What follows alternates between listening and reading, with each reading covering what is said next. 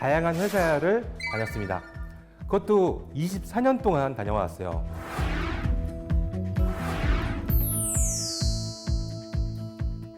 잡지에 인터뷰하기, TV에 출연하기, 그 다음에 책 쓰기. 그래서 저는 총 40개의 앨범을 냈고요. 책이 50권이 넘게 쓰게 됐어요. 50명의 개발자와 50개의 앱을 만들게 되었습니다. 10년이 넘게 걸려서 총 120개를 만들게 된 거죠. 제가 하는 것들을 어떻게든지 돈으로 만드는 것들을 해왔습니다. 인공지능하고 저랑 만나다 보니 더 큰 힘을 갖게 된다. 잘해도 자랑하고 못해도 자랑하자. 나도 할 수 있는데 나도 하고 싶다. 그럼 내가 하자. 우리가 갖고 있는 노하우를 공유하는 겁니다.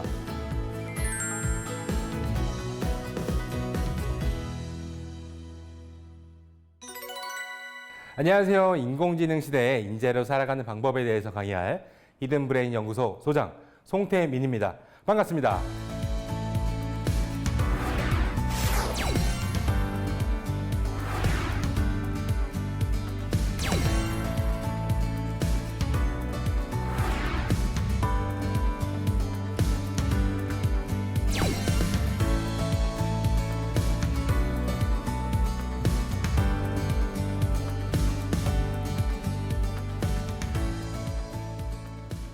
저는 예전부터 다양한 활동들을 해왔었는데요.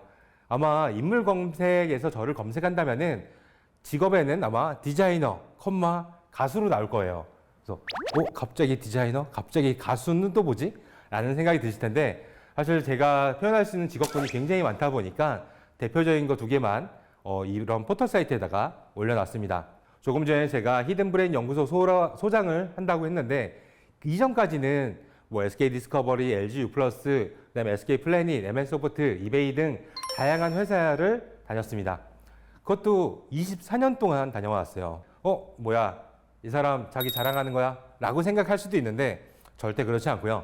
제가 이때까지 살아온 방식들을 어떻게 융합하면은 최고의 인재가 될 수 있는지 이런 부분에 대해서 집중해서 잘 얘기를 들어주시면 좋겠습니다.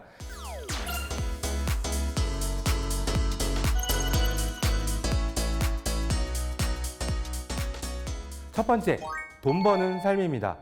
많은 사람들이 돈 때문에 일을 하기도 하고 돈이 워낙 또 좋기도 하잖아요. 그래서 이 돈 버는 거에 대해서는 어떻게 벌면 좋을까요? 일단 제가 이때까지 돈 버는 방식에 대해서 한번 얘기를 해볼게요. 저는 유튜브 광고도 있고요.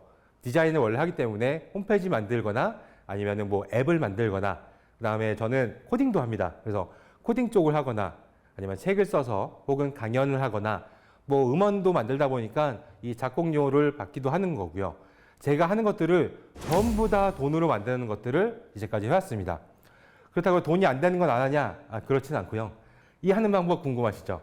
네, 이거는 끝까지 듣고 나면은 이렇게 되면 결국 돈을 벌 수 있구나 라는 부분까지도 설명드릴 수 있을 것 같아요. 근데 저는 오늘 설명드린 거의 중점은 돈 버는 게 아닙니다. 그렇기 때문에 돈 버는 삶은 여기서 바로 넘어가도록 할게요. 그 다음이 사실 더 중요하거든요. 즐기는 삶. 자신의 삶을 즐길 줄 알아야 된다. 단순 놀자라는 거는 아니에요. 왜냐면은 저희가 특히나 인공지능 시대에서는 인공지능 개발만 잘한다고 해서 되는 것도 아니고요. 디자인을 잘한다. 그것만 잘한다고 해서 될 것도 역시 아닙니다. 다방면을 잘해야 되는 거고 이 다방면이 난 이것도 잘해, 이것도 잘해. 여기서 또 끝나는 것도 아니에요. 이 것들이 전부 다 어떻게 융합돼서 어떻게 이어지느냐 이 부분을 잘 따지시면 좋을 것 같습니다.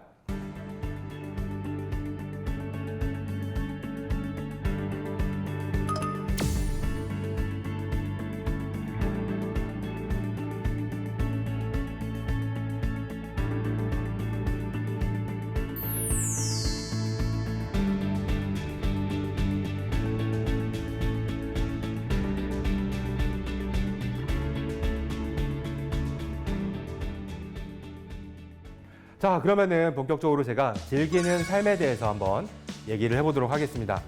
첫 번째, 자랑하자가 있습니다. 잘해도 자랑하고 못해도 자랑하자. 이게 굉장히 중요해요.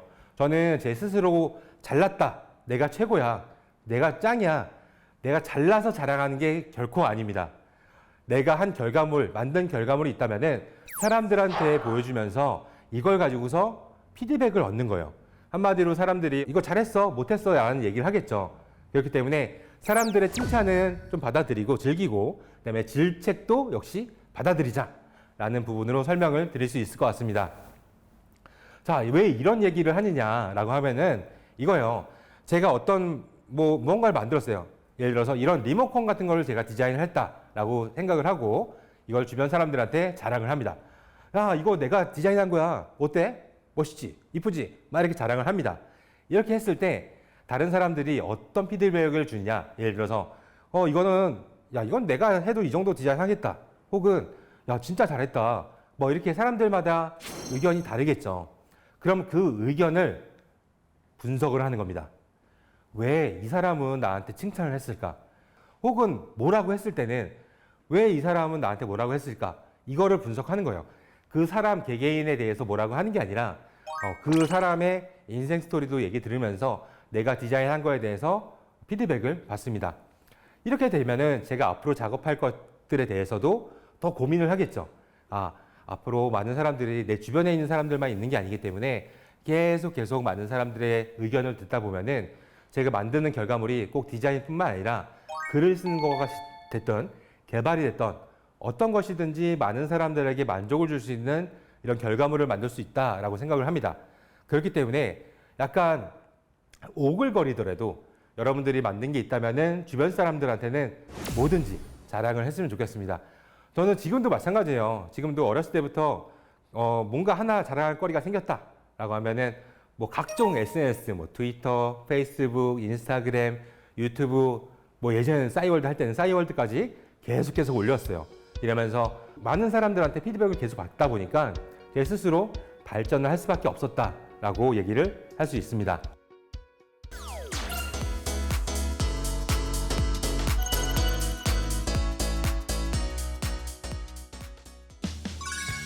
두 번째, 기브 앤 테이크입니다. 저는 기브 앤 테이크를 굉장히 중요시 여겨요. 아마 이렇게만 얘기하면은 이 사람 너무 계산적인 사람 아니야? 재수없는데 이런 생각을 할 수도 있습니다. 하지만 저는 그렇진 않아요. 이유는 기브 앤 테이크, 앞글자 한마디로 기브가 먼저 있죠. 저는 남들한테 먼저 주는 게 훨씬 더 중요하다라고 생각을 합니다. 그래서 이걸 따지는 거예요. 기브 앤 테이크를 생각했을 때는 기브, 그래, 내가 줄 수 있는 게 과연 무엇일까? 내가 할 수 있는 게 무엇일까? 이거를 먼저 생각을 한 다음에 어떤 사람이든 어떤 단체든 어떤 회사든 간에 내가 먼저 줄 수 있는 것들을 주는 것이죠. 제 예시를 한번 들어보도록 할게요. 저 같은 경우는 남들한테 줄 수 있는 것들이 디자인을 오랫동안 해왔기 때문에 아마 디자인 능력을 줄 수 있지 않나 라고 생각이 들었습니다. 제가 과거에 디자인을 했던 것들을 한번 보여드릴게요. 네, 곰플레이어 여러분들 아시죠? 그래서 이 곰발바닥, 그 다음에 곰플레이어, 그 다음에 네이트온, 싸이월드 이런 것들을 옛날부터 디자인을 해왔던 사람입니다. 그래서 남들이 하도 많이 써왔던 이런 프로그램들이나 이런 웹사이트들을 제가 직접 디자인을 해오다 보니까 남들보다는 조금 더 디자인을 좀 더 잘하지 않나 이런 생각이 들었어요. 그래서 이런 디자인 실력이 있다 보니까 남들한테 디자인을 무료로 해주면은 좋아하지 않을까? 기뻐하지 않을까? 라고 생각이 들었습니다. 하나의 예시를 들어볼게요. 아이폰이 처음 나왔을 때 저는 아이폰 앱을 직접 만들고 싶었어요. 전 아이폰 개발자가 아니거든요. 그렇다 보니까 앱 개발을 만들 수가 없는 거죠. 그래서 아이폰 앱 개발자들이 많이 모여있는 이런 커뮤니티에 가입을 했습니다. 그 다음에 글을 썼죠. 안녕하세요. 저는 디자이너인데 아이폰 앱 디자인을 무료로 해드릴게요. 그래서 연락 주시면 감사하겠습니다. 라고 했는데 수많은 앱 개발자들이 연락이 왔습니다. 저는 그들한테 디자인을 계속 무료로 해드렸어요. 모바일 앱이 나온 건 처음이었으니까 아이폰 앱 디자인에 대해서는 최고다라고 얘기는 할 수 없었죠. 그렇기 때문에 끊임없이 연구를 해야 되는데 이 50명의 개발자가 왔기 때문에 저는 50명의 개발자와 50개의 앱을 만들게 되었습니다. 그렇다 보니까 어떤가요? 저는 한마디로 연습을 계속 했잖아요. 남들보다 훨씬 더 많은 이런 아이폰 앱 디자인을 했던 사람이고 이 50개를 만드는 동안 몇 달 동안 되면서 실력이 올라갔을 수밖에 없습니다. 저는 여기서 이제 이런 걸 찾는 거예요. 아, 기브 앤 테이크. 제가 이 개발자들한테 제가 할 수 있는 능력을 기부했습니다. 그러면 테이크를 해야겠죠. 테이크는 그 개발자한테 테이크를 하지 않았어요. 제가 생각하는 기브 앤 테이크는 꼭 특정한 사람한테 제가 기부를 했을 때 이 사람한테 테이크를 할 필요는 없다라고 생각을 합니다. 즉, 기부와 테이크의 대상이 같은 사람이 되면은 아마 처음에 생각하는 대로 여러분들이 이 사람은 계산적인 사람이야 라는 부분이 될 수 있어요. 이 다음으로 했던 거는 바로 당시의 손글씨를 폰트로 만들어 드립니다 라는 프로젝트를 했습니다. 폰트를 만들다. 보통 컴퓨터나 핸드폰에서 쓰는 이런 글자체를 말하는 거죠. 근데 이런 글자체를 유명한 이런 폰트 회사에다가 의뢰를 하게 된다면은 한 개당 보통 5천만 원에서 8천만 원 사이가 됩니다. 굉장히 비싼 거죠. 근데 이거를 제가 만드는 기술을 스스로 배웠기 때문에 얘를 사람들한테 한번 베풀어 보자 라고 생각을 했어요. 그래서 만든 게 바로 어비 폰트입니다. 이 어비 폰트 같은 경우는 총 120종을 만들어 가지고서 현재 무료로 배포를 하고 있는데요. 근데 이런 것들이 어떻게 처음에 시작했냐? 사람들이 과연 폰트를 만들고 싶어 할까? 라고 생각이 들어서 저희 가족한테 자기 손글씨 폰트로 만들어줄까? 라고 하니까 좋아하더라고요. 그래서 만들어주고 그 다음에 회사에 가서 회사 사람들한테 얘기했죠. 제가 폰트 만드는 기술을 갖고 있는데 혹시 폰트를 좀 만들어 드릴까요? 라고 했더니 모든 사람들이 엄청 좋아하는 거예요. 그래서 많은 사람들이 좋아할 수밖에 없나? 그래서 제가 블로그에다가 글을 썼습니다. 당시의 손글씨를 폰트로 만들어 드립니다. 총 100분한테 만들어 드릴게요. 라고 썼더니 신청자가 무려 8,000명이 있었습니다. 굉장히 많더라고요. 그래서 언제 만들지? 라고 생각이 들었는데 결국은 10년이 넘게 걸려서 총 120개를 만들게 된 거죠. 아마 여러분들이 제가 만든 폰트들을 어디선가 봤을 거예요. 어디서 봤을까요? 보통 이제 TV에서 뭔가 손글씨 폰트가 나온다라고 하면 대부분 제 폰트입니다. 그렇다고 해서 이런 방송국에서 돈을 받는 건 아니고요. 그다음에 일반 사용자들한테도 돈 받는 건 아니고 그냥 그 사람들이 제 폰트를 써주면은 그냥 감사하다라고 생각을 하면서 진행을 합니다. 그렇다 보니까 카카오톡에서 또 연락이 오더라고요. 카카오톡에서 폰트 넣어도 되나요? 가능합니다. 라고 해서 아마 설정에 가시면은 또 제 폰트가 있을 겁니다.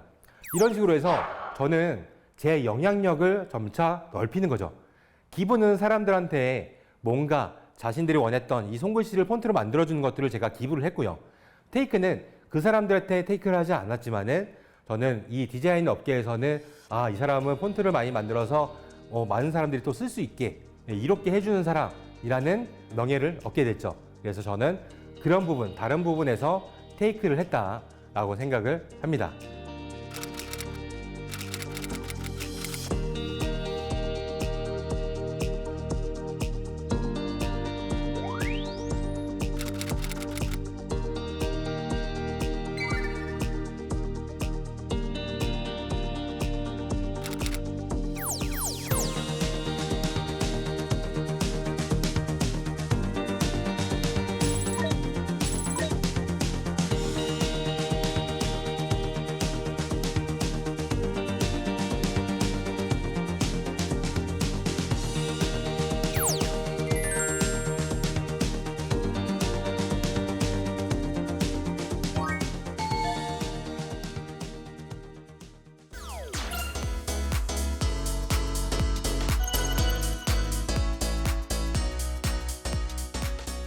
자, 그 다음에 기본 철칙을 설명드리면은 나의 무기는 절대적으로 한계를 갖고 있고 나머지는 즐기기에 집중하자입니다. 즉, 사람은 먹고 살아야 되잖아요. 뭔가를 계속 해와야 됩니다. 그 다음에 제가 기부를 하려면은 뭔가 잘하는 게 있어야지 남들한테 먼저 기부를 해야지 어디선가 테이크가 가능하잖아요. 그렇기 때문에 무기를 하나 꼭 만드는 것을 추천드립니다. 그러면서 자신만의 무기가 뭐구나, 난 영상 찍는 거야, 난 사진 찍는 거야, 혹은 뭐 문서 작업을 잘하는 거야 등등 하나가 정해지면은 그 다음부터는 좀 마음이 편할 겁니다. 그래서 그 다음부터는 노는 거를 잘 정하는 거예요. 노는 거의 기본은 뭐냐면은 자신이 과거부터 하고 싶었던 것들, 이런 것들을 한 개씩 깨 나가는 겁니다. 제가 해왔던 것들을 하나 소개를 해보도록 할게요. 바로 음악입니다. 네, 음악. 갑자기 음악이 뭐냐라고 하면은 아까 기브앤테이크에서 제가 잘하는 것들을 남들한테 먼저 주는 걸 좋아한다고 했죠. 그렇다 보니까 20대 초반 때부터 스스로 디자인을 굉장히 잘한다라고 생각을 해서 각종 이런 엔터테인먼트 이 음반 회사들한테 연락을 했습니다. 왜냐하면 저는 앨범 자켓 디자인이 너무 하고 싶었거든요. 그래서 이제 각종 뭐 서태지 회사가 됐던 이런 가수 회사들한테 연락을 해서 나는 디자인 능력이 이만큼 있는 사람이에요. 그래서 당신들이 나를 써줬으면 좋겠어요. 나는 돈을 받을 필요 없어요. 디자인 무료로 해드릴게요. 라고 했는데 연락 온 곳이 한 군데도 없었습니다. 네, 그래서 이거는 힘든 분야인가? 라고 생각이 약간 들기도 했었는데 나중에 10년 넘게 이 업계에서 일을 하다가 알게 됐죠. 보통 엔터테인먼트 같은 경우는 내부에 직원이 있거나 혹은 이 컨셉에 맞는 아티스트를 찾아가지고서 같이 콜라보레이션 하는 게 일반적입니다. 혹은 뭐 가수랑 친분이 있던가 하는 부분이죠. 그렇기 때문에 갑자기 생뚱맞게 내가 나와서 제가 디자인 꽁세로 해드릴게요. 이런다고 해서 될 문제가 아니라는 거를 그 당시엔 몰랐죠. 그래서 제가 했던 거는 무엇일까요? 제가 음반을 내는 거였습니다. 직접 가수가 되는 거예요. 저는 사실 음악성이 없어요. 음악성이 없지만은 그래도 음반 자켓을 내려면은 음악을 어쨌든 만들어야 되기 때문에 어쩔 수 없이 작곡가 선생님들을 찾아다니면서 직접 배웠습니다. 그래서 저는 총 40개의 앨범을 냈고요. 총 노래는 160곡을 작곡해서 현재 릴리즈가 돼 있습니다. 벅스가 됐던 네이버 뮤직이 됐던 애플 뮤직, 구글 뮤직 등 제 음악을 전부 다 찾아볼 수가 있는데요. 들어보지는 마세요. 네, 음악성은 없기 때문에 중요한 거는 저는 이 앨범 자켓 디자인을 하고 싶었기 때문에 매달 프로젝트를 하면서 총 40개의 앨범을 냈다라고 보시면 될 것 같습니다. 이러면서 내가 하고자 하는 것들이 있으면은 어떻게든지 결과물을 만들어낸다. 이 부분이 저한테는 굉장히 중요한 이런 요소가 아니었을까라고 생각이 듭니다.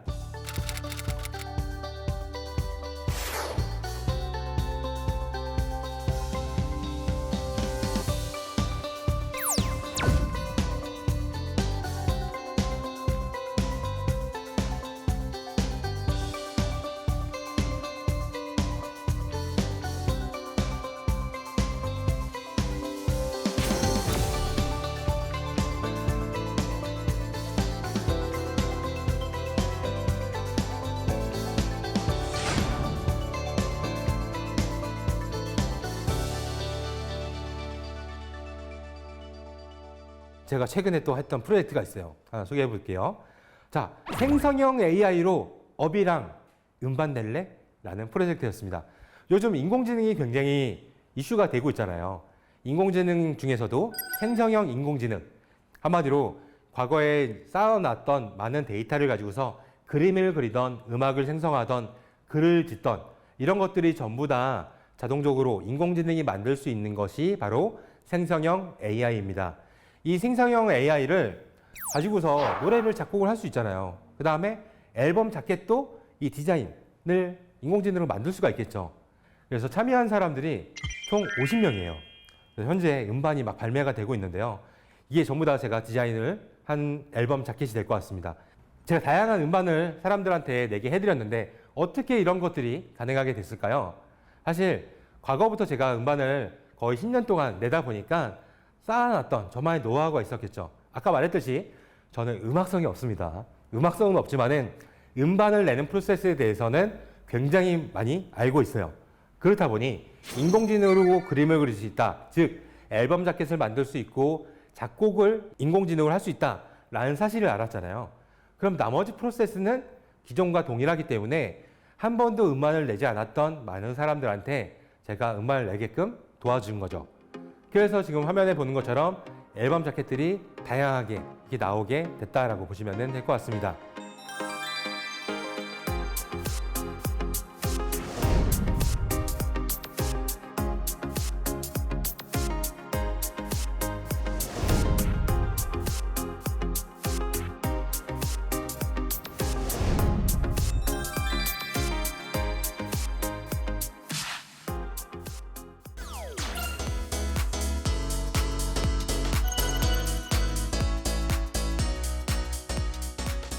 제 첫 회사를 20살 때 들어갔습니다.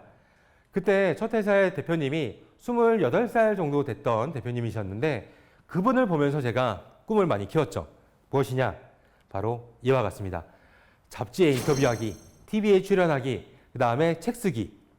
네, 그 당시에 대표님이 이 세 가지를 다 하셨거든요. 그래서 굉장히 부러운 거예요. 그래서 나도 저렇게 하고 싶다라고 생각이 굉장히 많이 들었는데 뭐 쉽지만은 않았죠.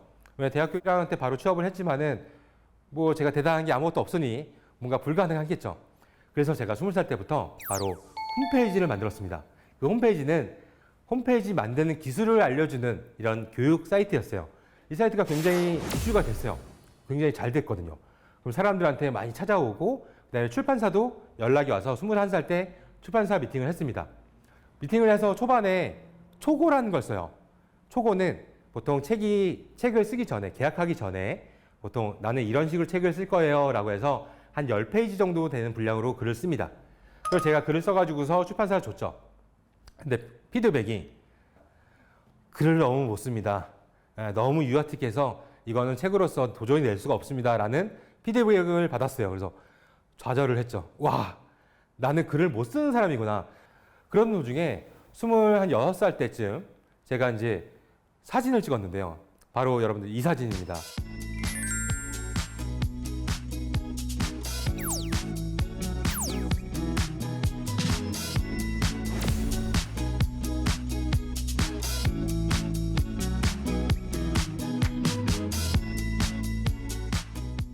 이 사진이 큰 이슈가 됐어요. 큰 이슈가 되면서 온갖 방송국, 잡지사 인터뷰가 막 물밀듯이 오는 거예요. 이 꿈이었던 세 가지 중에서 두 가지를 동시에 이뤘어요. 그래서 막 해외 나가서도 갑자기 뭐 전시회도 열고 다양한 활동들을 해왔습니다. 그러다가 잡지사에서 이런 얘기를 하더라고요. 당신의 꿈이 뭐예요? 라고 했더니 제가 앞서 말했던 이 세 가지를 얘기하고 그 중에서 현재 제가 글을 너무 못 쓴다고 해서 책 내는 게 아직 못하고 있다. 근데 책은 너무 내고 싶다. 라고 얘기를 했었습니다. 그랬더니 해당 잡지사에서 우리 그러면은 잡지에서 제일 뒤에 티벤테크가 있다. 그래서 5쪽짜리, 한마디로 2장 반이죠. 5쪽짜리를 한번 연재해 볼 생각이 있겠냐? 라고 해서 좋다. 그래서 디자인 쪽으로 해서 연재를 해왔습니다. 근데 연재를 한 2년 반 정도 했어요. 굉장히 좀 길게 했죠. 2년 반 정도 하다 보니까 자연스럽게 글 실력이 올라갔던 것 같습니다. 그래서 한 출판사에서 다시 연락이 와서 제가 드디어 첫 책을 쓰게 된 거죠. 그 책이 바로 크리에이티브 디자이너를 위한 웹표지라는 책이었는데요. 첫 책을 쓸 때 사실 굉장히 힘들긴 했지만은 더 많이 쓰고 싶다, 더 쓰고 싶다라고 해서 계속 책을 집필해 왔습니다. 하다 보니까 점점 책이 많아지더라고요. 그래서 뭐 반응형 웹디자인, jQuery 등 제가 원래 일했던 이 IT 분야의 책을 한 단계 한 단계씩 계속 써왔다라고 보시면 될 것 같습니다. 이렇게 하다 보니까 책이 50권이 넘게 쓰게 됐어요. 여기서도 여러분들한테 해드릴 말이 있어요. 이 사람은 전문가니까 이렇게 책을 쓰는구나 라고 생각을 안 하셨으면 좋겠습니다. 여러분들도 앞서 얘기했지만은 한 분야에서 한 5년, 10년 동안 일을 해왔다라고 하면은 거기서 쌓아놨던 노하우가 분명히 존재할 거고 그 노하우를 사람들한테 공유해야지 라고 생각을 하고서 글을 쓴다면은 훨씬 더 부담감 없이 그 다음에 이게 바로 전문가이지 않나 라고 생각이 듭니다. 네, 이렇게 50권의 서적을 쓰게 됐었습니다. 근데 많은 서적을 쓰다 보니까 저만의 노하우가 분명히 존재하겠죠. 책 쓰는 노하우가 생겼으면은 저는 또 어떻게 할까요? 앞서 한 것처럼 남들한테 기부를 할 수 있는 무기가 또 생긴 겁니다. 그래서 제가 하나의 모임을 갖게 되죠. 북카톤이라는 행사를 만들게 됐습니다. 즉 1박 2일 동안 밤새 가지고서 책 쓰는 거를 아예 큰 행사로 만들어 버리는 거죠. 총 70명을 모아서 단체로 밤을 새고 김밥도 먹고 피자도 먹고 그 다음에 제가 이때까지 다양한 출판사랑 일을 해왔기 때문에 출판사의 대표님이냐 이런 분들이 전부 다 오셔가지고서 컨설팅 혹은 뭐 피드백도 주는 이런 부분을 해주셨습니다. 하다 보니까 자연스럽게 굉장히 사람들한테 이슈를 받을 수밖에 없었고요. 여기서는 출판사 사장님들도 오셨기 때문에 같이 뭐 사인도 받고 그 다음에 뭐 계약도 하는 사람들도 몇 명이 나왔어요.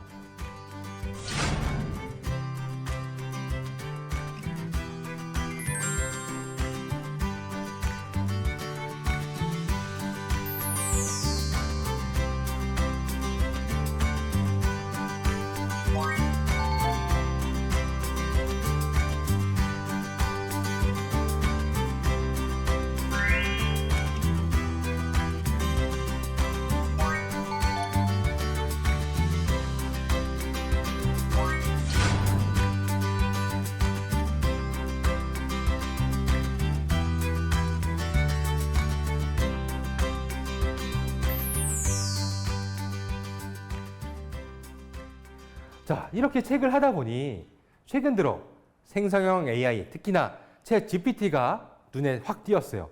아, 이제 글 쓰는 것조차 인공지능으로 진짜 가능하겠구나. 누구나 가능하겠네. 제가 뭐 하겠나요?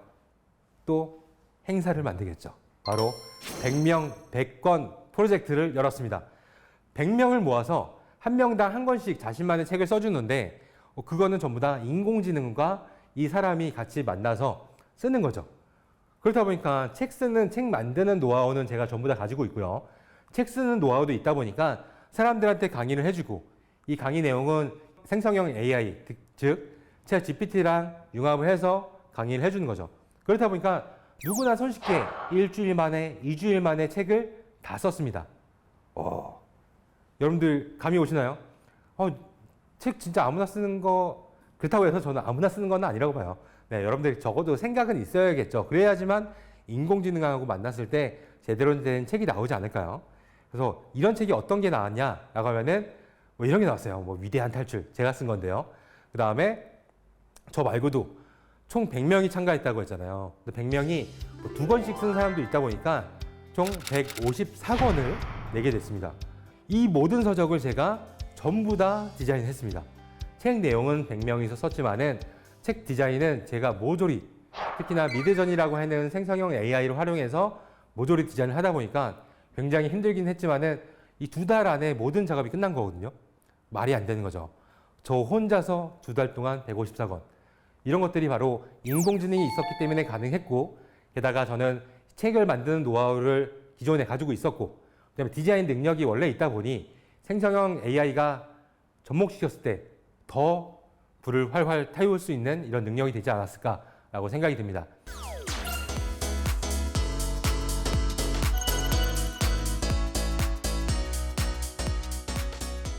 자, 그 다음으로는 제가 또 새로운 것들 도전했던 거 얘기 드리도록 할게요. 바로 세미나, 강의입니다. 자, 강의. 지금 제가 강연하는 것도 굉장히 자연스럽게 잘 하고 있지 않나요? 하지만 처음부터 그러진 않았어요. 첫 강의를 했던 거는 2008년도, 7년도였던 것 같아요. 그래서 지금 사진이 굉장히 화질이 안 좋은데 제가 첫 강의할 때는 진짜 너무 떨려서 앞이 아무것도 안 보였어요. 안 보이고 눈 막 완전 뿌옇고 내가 지금 뭔 얘기를 했지? 이 생각을 했습니다. 그래서 나도 강의를 잘하고 싶다 라는 생각이 들어서 저만의 노하우를 또 만들기 시작했습니다. 저는 결혼을 좀 일찍 했어요. 29살 때 결혼을 했는데 장인어른이 교감 선생님이었습니다. 교감 선생님이다 보니까 예전부터 계속 선생님 역할로 쭉 올라오셨겠죠. 그래서 제가 장인어른한테 물어봤어요. 제가 이번에 강의를 하게 됐는데 너무 떨려요. 이걸 어떻게 하면 좋을까요? 라고 했더니 종이에다가 오늘 강의할 거를 그대로 한번 써봐라 라고 하더라고요. 예를 들어서 여러분들 오늘 날씨 너무 좋죠. 어떻게 옷은 시원하게 입고 오셨나요? 뭐 이런 부분을 그냥 쓰는 거예요. 머릿속으로 생각하면 안 되고 타이핑해도 안 되고 종이에다가 연필로 쓰면서 말투 그대로 써라 라고 해서 저는 그걸 엄청나게 많이 연습을 해갔습니다. 그렇게 계속 연습을 하는데 저는 처음에 그래도 굉장히 떨렸어요. 떨리고 사람들하고 눈 마주치는 것도 굉장히 힘들어 했는데 수도 없이 노력을 했고 저는 한 6개월 정도 지속을 되니까 그 다음부터는 강의가 좀 편해지더라고요. 근데 물론 6개월 동안 강의는 굉장히 많이 했죠. 보통 일주일에 한 3번씩 강의를 했기 때문에 이거가 6개월 동안 지속돼서 편해졌다라고 보시면 됩니다. 근데 지금 같은 경우는 사람들이 앞에 뭐 1000명이 있던 뭐 2000명이 있던 상관없이 강의를 굉장히 많이 하고 있어요. 근데 이런 것들이 굉장히 재밌더라고요. 즐기는 게 처음부터 즐길 수 없어요. 자신만의 노하우가 쌓일 때까지는 최소 노력을 해야 된다. 저한테는 6개월이 걸렸지만은 여러분들한테는 6개월이 아니라 뭐 1년이 걸릴 수도 있습니다. 그래도 노력을 아예 안 하고서 포기하는 거는 안 돼요. 무조건 노력을 끝까지 하셔야 됩니다. 그래서 지금은 다양하게 하다 보니까 아예 행사를 제가 만들어 버려요. 제가 유튜브 컨퍼런스도 만들거든요. 이런 컨퍼런스를 직접 만들어서 제가 무대에 쓰는 거죠. 왜냐면 무대에 워낙 많이 서다 보니까 무대를 만들 줄 아는 사람이 된 거예요. 그 다음에 사람을 많이 모아서 행사도 만들었다고 했잖아요. 근데 그런 것들이 지금은 전부 다 모아지게 됩니다. 즉 과거에 행동했던 것들이 하나하나 전부 다 엮이게 돼서 최강의 무기가 되지 않나. 특히나 최근 들어서 인공지능이 이슈가 많이 받다 보니 인공지능하고 저랑 만나다 보니 더 큰 힘을 갖게 된다라고도 얘기를 할 수가 있습니다. 자, 그 다음으로는 퍼스널 마케팅이에요. 자신을 알리는, 자신을 마케팅하는 방법에 대해서 한번 얘기를 해보도록 하겠습니다. 자, 여러분들은 스스로 잘났다고 생각하나요? 아니어야 돼요. 예, 스스로 저도 마찬가지예요. 잘난 건 아닙니다. 네, 여러분들은 스스로를 근데 알려야 돼요. 알리기 위해서 어떤 노력을 해야 될까요? 제가 했던 것들을 하나 보여드릴게요. 저는 책을 쓰면서 출간 기념회, 사인회를 굉장히 하고 싶었어요. 왜 책을 내면은 연예인들만 사인회를 할까? 나도 하고 싶은데. 그래서 출판사 사장님한테 얘기했더니 출판사 사장님은 아이, 그 연예인 하는 거지 사람은 어떻게 모아요? 이건 안 돼요. 하지 마세요. 안 열어드릴 거예요. 라고 하더라고요. 그래서 내가 해야겠다. 그래서 제가 아예 장소를 대관해서 사람들을 또 한 80명 정도 모았어요. 어떻게 모았냐? 여기서부터 노하우가 생기죠. IT 쪽 강의를 굉장히 잘하다 보니까 나름 강의 금액이 비쌌습니다. 그래서 이거를 내세운 거죠. 자, 제 사인회에 오시면은 특강 2시간 무료로 해드릴게요. 라고 하니까 사람들이 우르르 몰리게 되는 거예요. 그래서 제가 대신 제 사인회에 오면은 이렇게 줄을 좀 서주세요. 줄을 서서 저한테 사인을 받아주셨으면 좋겠습니다. 라고 얘기를 했죠. 약간 뭐 생뚱맞긴 한데 저는 그게 굉장히 좋았거든요. 스스로 나대지 않으면은 사실 불가능하다라고 생각을 했어요. 그렇기 때문에 사람들이 80명 정도 모였고 출판사 사장님은 야, 이게 되네요? 다음번에는 교보문고에서 열어줄게요. 라고 해서 그 다음부터는 전부 다 교보문고에서 사인회를 하게 됩니다. 그것도 제가 제일 좋아하는 교보문고 광화문점에서만 사인회를 열고 거기서도 똑같이 강연을 하게 됩니다. 자, 여기서 중요한 건 이거예요. 꼭 이런 생각을 하는 거예요. 왜 연예인들만 할까? 왜 쟤네들만 할까? 난 안 되지?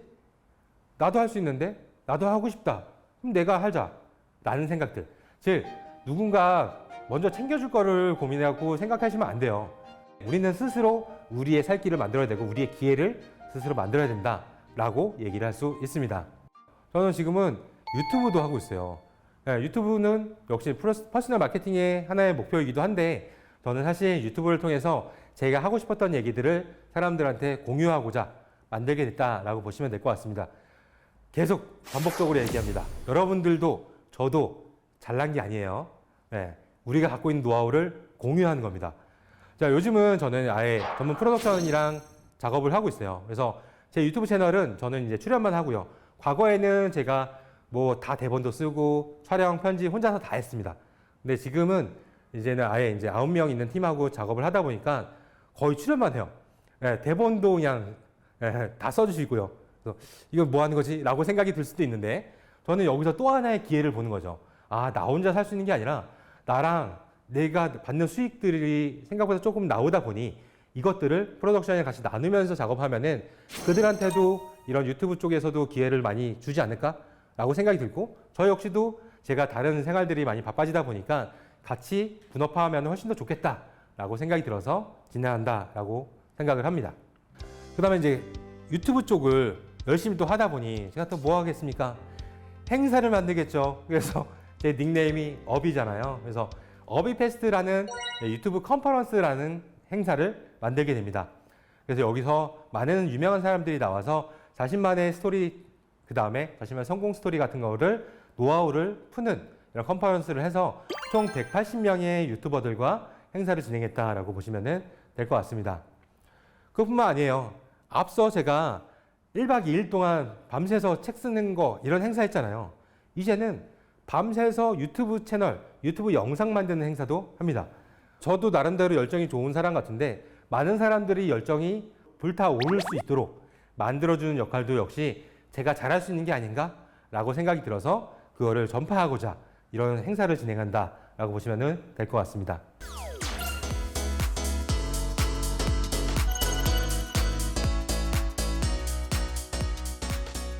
자, 제가 이렇게 다양하게 설명을 드렸어요.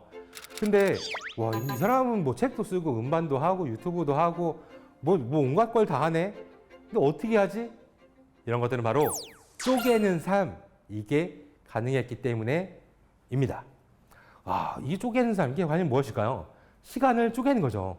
내가 하고자 하는 게 있으면은 뭐 잠을 줄이는 것도 뭐 하나의 방법이겠지만은 여러분들 잠을 줄이면은 건강이 나빠질 수 있어요. 그렇기 때문에 저는 시간을 어떻게 배분을 하느냐, 특히나 스케줄을 미리미리 짜놓는 게 굉장히 중요하다라고 생각합니다. 자, 이 화면에 나오는 스케줄 같은 경우는 제가 첫 음반을 낼 때 스케줄입니다. 음반을 내기까지 2달이 걸렸는데요. 2달 동안 제가 해왔던 스케줄을 보게 된다면은 제가 뭐 연예인이 꿈이었거나 가수가 꿈이었던 사람은 아니었기 때문에 어떤 스케줄로 돼야 되는지는 명확하게 몰랐어요. 그래서 그냥 상상을 하는 거예요. 연예인들이 보통 음반 낼 때는 앨범 자켓 디자인 사진을 찍지, 그다음에 뮤직비디오에는 연예인들이 나오기 때문에 섭외를 하겠지, 이런 기본적인 상상을 가지고서 쫙 나열을 하고서 그대로 다 진행을 했습니다. 그렇게 해서 제 뮤직비디오를 보게 된다면은 요즘 막 인기 있는 SBS 개그맨 홍영이라든지 그다음에 뭐 김승혜라든지 이런 친구들이 다 출연을 했어요. 물론 그 당시에는 유명했던 친구들은 아닙니다. 그래서 무명이었는데 지금 이제 유명해져서 제가 오히려 약간 부끄러운 이런 부분이 있는데, 이런 사람같이 전부 다 섭외를 하고 마치 연예인처럼 제가 사진도 찍고 이렇게 진행을 했습니다. 이렇게 2달 동안 하면서 저는 책 한 권, 450페이지짜리 책도 하나 썼어요. 뭐 뭔가 대단해 보이죠? 하지만 이게 시간을 나누게 된다면은 여러분들도 충분히 가능합니다. 뭐 아침 8시에 일어나서 뭐 책을 쓰고, 그 다음에 뭐 점심시간에는 뭐 작곡을 한다든지 랩 연습을 하고, 그 다음에 주말에는 그 다음에 가족과 함께 있고, 이런 것들을 세분화 저는 분 단위까지는 나누지 않아요. 1시간 단위로만 나눠서 작업을 합니다. 그래서 뭐 화요일 날, 목요일 날은 8시부터 10시까지는 뭐 드럼학원에서 드럼을 치고 있고, 뭐 이런 것들을 전부 다 기록을 하고 그대로 시행하고자 노력을 하는 겁니다. 어떻게 여러분들도 가능하겠죠? 네. 그래서 1분 단위로, 뭐 10분 단위로 하면은 여러분들도 스트레스를 받을 수밖에 없어요. 그래서 시간 단위로 나누는데 여기에 또 한 가지 저만의 노하우를 하나 알려드리도록 하겠습니다. 무엇이냐? 아마 여러분들이 한 가지만 집중해서 매일매일 한다? 못해요.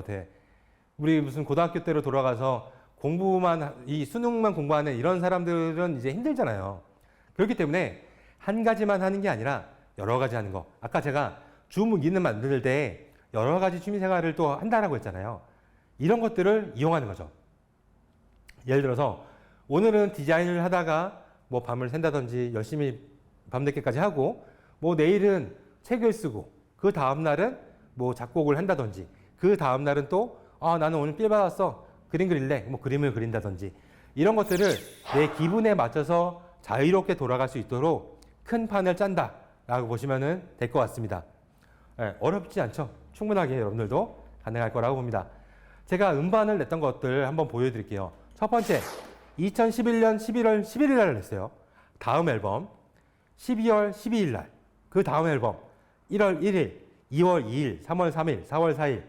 뭐 요즘은 이제 월간 윤종신이 나오는데 제가 더 먼저 시작했습니다. 그래서 이거를 총 40개월 동안 한 번도 빠짐없이 매달 냈어요. 게다가 월과 일이 똑같은 날짜로 맞췄죠. 약간 뭐 집착성이 굉장히 강한 사람 같은데, 저는 뭔가 하나를 규칙을 정하면은 그 규칙대로 진행을 하자라고 생각을 했기 때문에 이렇게 만들어 왔습니다. 이렇게 뭔가 규칙을 만든다. 스스로에게 규칙을 만들었을 때 스스로 약속도 만드는 거죠. 그러면은 방어도 가능한 거예요. 방어가 뭐지? 자, 이거예요. 자, 오늘 밤까지 뭐 그림을 다 그리기로 했어요. 근데 하다 보니까 하기가 싫은 거야. 그러면은 내일 하면 되죠. 스스로 방어를 하는 거예요. 그러니까 그래, 내일 할 수 있어. 내일 하자. 괜찮아. 문제 될 게 없어. 괜찮아 하는데, 이게 계속 괜찮아 하게 되면은 스스로 바보 같겠죠. 그렇기 때문에 현실 가능성이 있는 것들만 규칙적으로 만드는 거예요. 예를 들어서 술을 굉장히 좋아하는 사람이 있다. 그럼 나는 술을 굉장히 좋아해서 매일 한 병씩 마셔야 되는데, 이게 나는 술을 끊을 거야 라는 규칙을 만든다? 말이 안 되죠. 그렇기 때문에 현실 가능성이 있도록 얘가 완화시키는 거죠. 예를 들어 술을 매일 마시는 게 건강상 너무 나한테 치명적이다, 안 좋다라고 하면은 얘를 뭐 하루에 한 잔만 마시기라든지 좀 바꿀 수 있는 방안으로 내만의 규칙을 만들어야지 방어가 가능하다라고 얘기를 할 수 있습니다. 제가 앞서 설명드렸던 것들은 돈 버는 거, 즐기는 거, 쪼개는 거였습니다. 근데 이 세 가지가 순서대로 1, 2, 3번이 아니에요. 바로 3, 1, 2입니다. 즐기는 게 먼저인 거고요. 이 즐기는 걸 위해서 시간을 쪼개는 거고요. 시간을 쪼개다 보면 자연스럽게 돈은 들어오게 됩니다.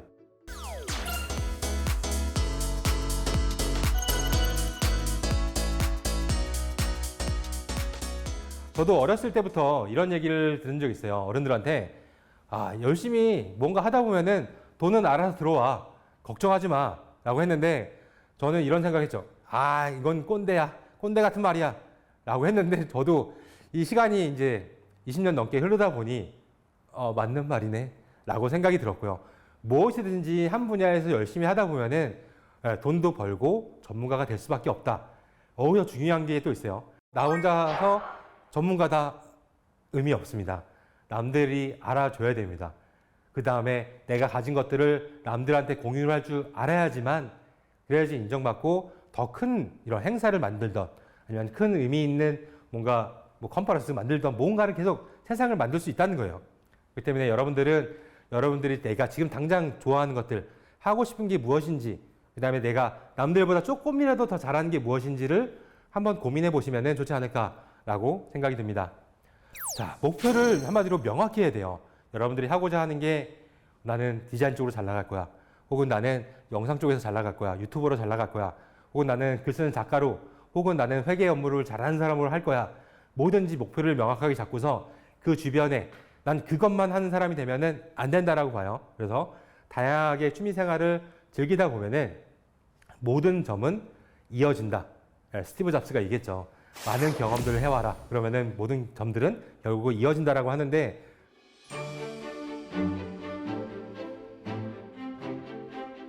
The first story is about connecting the dots. I dropped out of Reed College after the first 6 months, but then stayed around as a drop-in for another 18 months or so before I really quit. And much of what I stumbled into by following my curiosity and intuition turned out to be priceless later on.